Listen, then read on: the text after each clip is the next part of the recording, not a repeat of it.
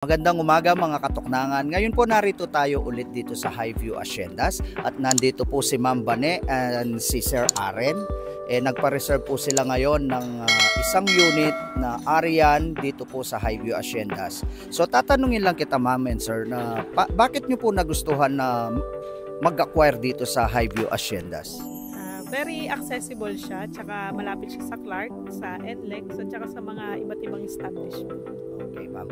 Okay, sir, kayo po, as a seaman po, bakit nyo po nagustuhan itong ating subdivision na Highview Haciendas? Bale kasi ako sir, naghahanap ako ng property na good for investment. So nakita ko yung location niya, saka yung mga unit na maganda naman.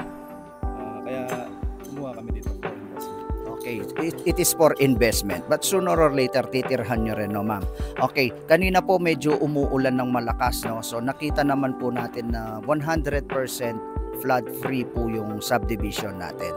So dito po sa harapan, ito po yung in-acquire ni na Ma'am and Sir, si Ma'am Bane and Sir Aren na bahay.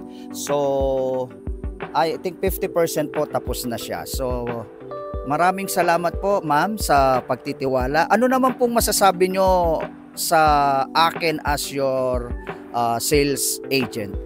Bali, nasagot naman po lahat ng mga tanong namin, tsaka na-assist niyo po kami na maayos. Okay, maraming salamat. At least totoo lahat po ng sinasabi ko about sa subdivision.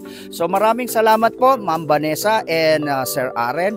Ito po ang inyong katuknangan. My name is Romel Malyari from Makatangay Realty. Don't forget to subscribe my YouTube channel, Tuknangan, and also my FB page, Tuknangan. Maraming salamat po.